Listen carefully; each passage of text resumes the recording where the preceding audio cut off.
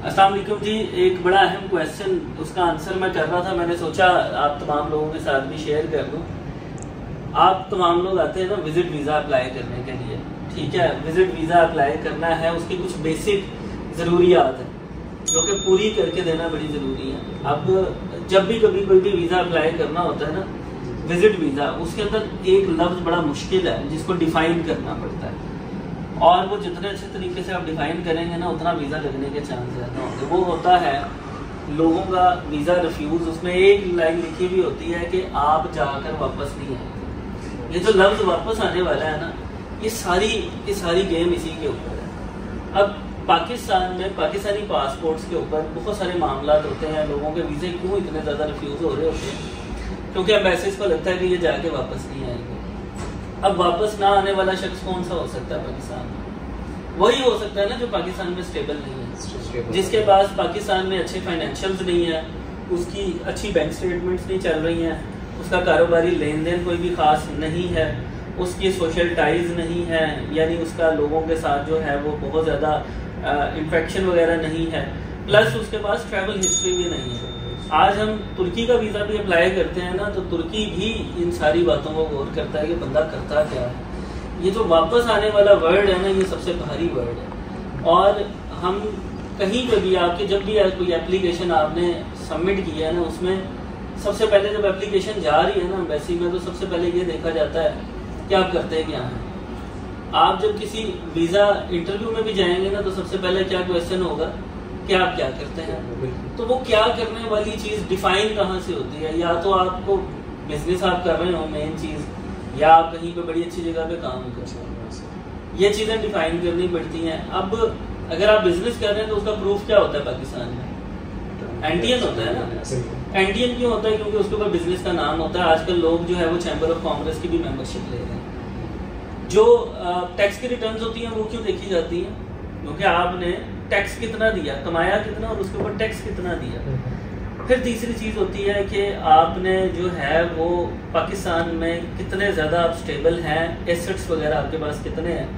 पाकिस्तान में क्या होता है कि लोगों के पास गाड़ियाँ भी हो सकती हैं, प्रॉपर्टीज़ भी हो सकती हैं, लेकिन वो FBR में डिक्लेयर नहीं है। उनका करोड़ों की प्रॉपर्टीज़ हैं लेकिन उनकी डिक्लेयर नहीं है। तो एम्बेसीज के पास तो आपके डॉक्यूमेंट्स ही जा रहे हैं ना, ज़्यादातर 90% एम्बेसीज के पास आप उनको बता ही नहीं सकते कि मेरे पास इतना सारा कुछ है। ये सारी चीज़ें जो हैं वो होना बहुत ज़्यादा ज़रूरी है। अगर कोई कहता है ना कि बगैर डॉक्यूमेंट्स के वीज़ा मैं अप्लाई करवा दे तो वीज़ा मिल जाता है, जैसे अभी हमने एक एग्जांपल थोड़ी देर पहले वो ली कि जहाँ से भी आपने वीज़ा अप्लाई किया उन्होंने आपसे ये भी नहीं पूछा आप करते क्या, लेकिन डायरेक्ट कनाडा वीज़ा अप्लाई करवा दिया, ठीक है। आपको ये नहीं पता, आपका वीज़ा रिफ्यूज़ होने के बाद आपको पता लगा कि एनटीएन भी कोई चीज़ होता है, ठीक है। तो ये बेसिक चीज़ें जो हैं वो पता होना ज़रूरी है। वीज़ा क्यों इशू हो रहे हैं बाकी लोगों को, बहुत सारे लोगों के रिफ्यूज़ भी हो रहे हैं, लेकिन बाकी जिन लोगों को भी वीज़ा इशू हो रहे हैं उनमें बहुत सारी चीज़ें कॉमन है। क्या कॉमन है? उनके बिजनेस बड़े अच्छे हैं, या अगर वो जॉब करते हैं बड़ी अच्छी जॉब करते हैं, उनकी बैंक स्टेटमेंट्स बिल्कुल स्टेबल हैं, सेविंग्स भी पड़ी हुई है, बाकी डॉक्यूमेंटेशन भी सारे के सारे पड़े हुए हैं, ठीक है ना। फिर प्लस ट्रैवल किया हुआ है। आपको पता पाकिस्तान से कनाडा कितना दूर है? बिल्कुल आखिर में, एंड पे अमेरिका कनाडा साथ साथ है। यहाँ से अगर एक डायरेक्ट फ्लाइट भी अगर हम लें, जो कि बड़ी सिर्फ PIA की है, लेकिन और भी काफ़ी सारी फ्लाइट्स लेकिन वाया रूट जाती हैं। पाकिस्तान से फ्लाइट वाया कतर जा रही है, यहाँ से आप पाकिस्तान से उड़े, ईरान के ऊपर गए, ईरान से आगे आप गए कहाँ पे?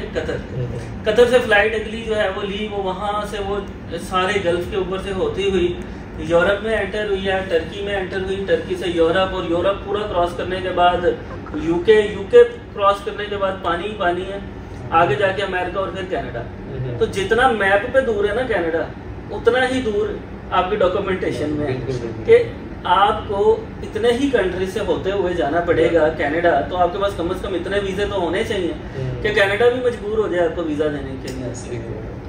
तो अगर आप ये सोचेंगे ये एक डायरेक्ट जो है वो आप छलांग लगा रहे हैं वहाँ पे जाने के लिए, तो आप गिरेंगे ही गिरेंगे।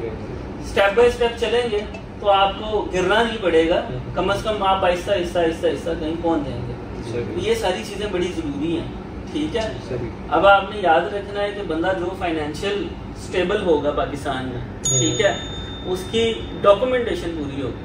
90% एम्बेसीज में आपकी डॉक्यूमेंटेशन जाती है, आप नहीं जाती जी। ऐसे ही अब कंसल्टेंट जो हैं वो अगर आपको ऑनलाइन वीज़ा भी अप्लाई कर रहे हैं ना, तो ये आपकी अपनी रिस्पॉन्सिबिलिटी है, देखें कि आखिर आपकी चीज़ क्या सबमिट हुई है वहाँ पे। क्या उन्होंने बगैर डॉक्यूमेंट्स लगाए ही आपका वीज़ा अप्लाई कर दिया तो आपको क्या वीज़ा मिलेगा? आपके ऊपर एतराज़ात लगेंगे। आपने अपनी रिस्पॉन्सिबिलिटी भी पूरी करनी है। सबसे पहले अपने डॉक्यूमेंट्स मजबूत करें, स्टेटमेंट्स अच्छी चलाएं, NTN होना ज़रूरी है, टैक्स भी पे करें, टैक्स रिटर्न होना ज़रूरी है, ट्रैवल करना शुरू करें। अब लोग कहते हैं जी फ्रेश पासपोर्ट पे उसका भी वीज़ा लगा, उसका भी लगा, लेकिन वो जो उसका वीज़ा लगा होता है वो हमारे सामने नहीं आ रहे होते ना, तो हम उसको कह ही नहीं सकते कि वो वाकई वीज़ा लगा है। बहुत एक्सट्रीम सर्कमस्टेंसेज में एम्बेसीज वीज़ा इशू करती हैं फ्रेश पासपोर्ट पे, अदरवाइज फ्रेश पासपोर्ट पे वीज़ा मिलना डिफ़िकल्ट है। उन लोगों को मिल जाते हैं जिनके वहाँ पे कोई ब्लड रिलेटिव हो, उन्होंने इनवाइट किया हुआ हो, या कोई बहुत ब्यूरोक्रेट्स हों, डिप्लोमेट्स हों, जो कि जिनके बच्चे हों, उन लोगों ने जाना हो, और काफ़ी अच्छी कैटेगरी के जो हैं वो लोग हैं, कोई बिजनेस पर्पस पे भी कोई जाना चाह रहा है और उसकी वाकई उधर कंट्री में लेन देन है, उनको मिल जाएगा फ्रेश पासपोर्ट पे वीज़ा। लेकिन अगर आप कहें कि अमेरिका कनाडा मिल जाए वीज़ा, तो वो 100 में से 1% चांस होगा, जिस तरह 100 में से 1 फ्रेश बंदे को वीज़ा मिल जाता है अमेरिका का कनाडा का। तो अगर आप वो 100 में से 1 के ऊपर खेलना चाहते हैं वो आपकी अपनी मर्जी है, ठीक है। और एक और सबसे अहम बात कि लोग कहते हैं जी कि हमने बस कर ही देना अप्लाई, जो मर्जी हो जाए, ठीक है। आप आज अगर अप्लाई कर लें और आपकी प्रोफाइल ना हो, ठीक है, और आपका वीज़ा रिफ्यूज हो जाए, कल आप अपनी प्रोफाइल बना भी लें ना, तो सिस्टम में तो आपकी रिफ्यूजल है, तो आपको वो वीज़ा फिर भी नहीं ग्रांट करेंगे। ये सारी चीज़ें बड़ी अहम है, ये लोगों को याद रखनी चाहिए। आइंदा कभी भी कोई वीज़ा अप्लाई करना है ना, पूरी तैयारी के साथ करना, आपकी अपनी रिस्पॉन्सिबिलिटी है कि आपने इन सारी चीज़ों को देखना है कि क्या मैं वाकई उनके क्राइटेरिया पे पूरा उतरता हूँ। जब भी कभी जाए, किसी कंसल्टेंट के पास भी जाए ना, तो डॉक्यूमेंट्स की पूरी लिस्ट लें। ये ना कहें कि बस मेरे पास यही चीज़ें, मेरा वीज़ा अप्लाई करा दो, वो आपका ऑनलाइन वीज़ा कोई भी अप्लाई करवा दे, कल को रिजेक्ट हो जाएगा। उसने अपनी फीस ले ली, रिजेक्शन किसकी हुई? आपकी हुई। मेरी ज़ात को कोई असर पड़ेगा आपकी रिफ्यूजल से? कभी भी नहीं पड़ेगा, बल्कि अच्छा असर मुझे ये पड़ेगा कि मेरे पास वो पैसे आने में, ठीक है। ये चीज़ें आप सब लोगों की रिस्पॉन्सिबिलिटी है। जो लोग वीज़ा अप्लाई करते हैं, जिन लोगों के पास डॉक्यूमेंट्स नहीं है, तो पहले अपने डॉक्यूमेंट्स बनाएं, फाइलर हो। आने वाले दौर में तो फाइलर आप नहीं है ना, तो आपको एयरपोर्ट से भी आगे नहीं जाने दिया जाएगा, ठीक है। तो वीज़ा लगना तो बड़ी दूर की बात है। ये आप लोगों को भी समझाने वाली बात थी। और भी बहुत सारे लोग अक्सर मेरे पास आते हैं इन्फॉर्मेशन के लिए, तो ये उन तमाम लोगों के लिए भी बड़ी एक अहम वीडियो है, तो ये तमाम लोग देखिएगा। मज़ीद मालूमात के लिए हमारे दिए गए नंबर्स पर रब्ता कर सकते हैं। बहुत शुक्रिया, खुदा हाफिज़।